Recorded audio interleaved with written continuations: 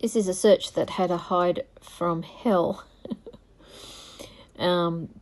There are 3 hides out. There's also a food distractor in there as well, which you'll see him go to. I didn't mark it out by the looks of things. So he comes in nicely. Doing my best to do my dog-driven search.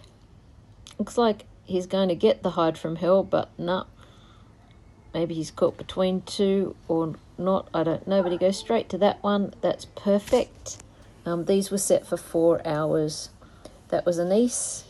He's going to come around. He's actually going to check out the food distractor right now and moves off really nicely.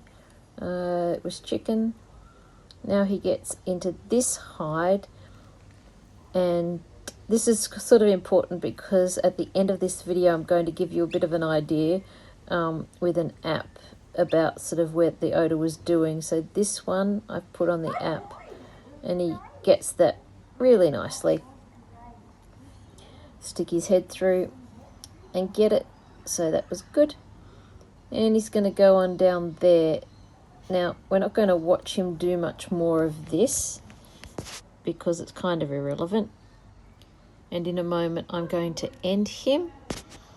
And I've cut all of the reinforcement out because the main thing that I want to show you is this hide from hell.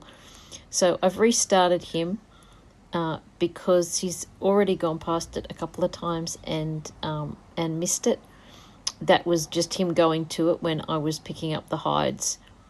And I was intrigued that he just couldn't find it. And he never does. Spoiler alert, he never does. But he is doing his darndest. And he's following odour all around. I've taken up the other 2 hides, so I'm pretty darn sure that what he's doing is working the odour coming from that hide. That's from hell. There's so many times where I think he's going to grab it and work back to source, but he just can't. So he's checking all of his edges, or at least he's finding odour on the edges. And on those uprights, who knows? No one does. But he certainly is working odour and working it hard. And I guess this is just such a great little thing to get on video because it's just so easy to think that we've set relatively easy hides.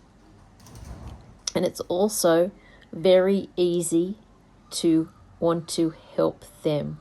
Now, I do go a little bit of astray here in a moment, as you'll see.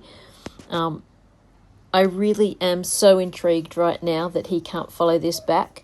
He actually stops and has a look at me there. I re-engage him.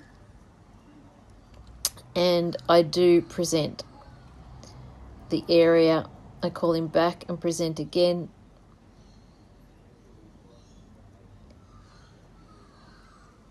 He's working all over it. It is crazy for me and crazy for you, and should be crazy for all of us, because this is the world of odour, right, that we just have no idea about. And watching this, and working him today, I was just like, man, how does anybody who really presents overly to their dog ever understand what odour is doing? I just don't think you can, because in a minute you watch, he goes right here.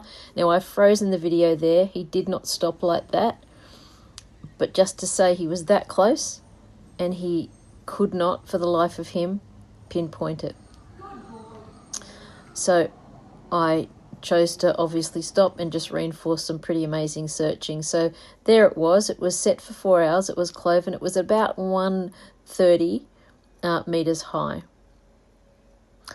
1.30, I should say.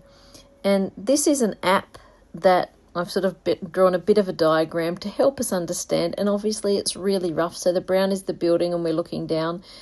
And those 2 little blue things are the odours. So you can see that the one that he found really nicely and pinpointed beautifully had lots of odour availability to it, but the way that the breeze was coming just directly from the top of the screen and sort of semi around the building really held that odour of the hide from hell close and seemingly made it just absolutely impossible for him. One of those great ones to see.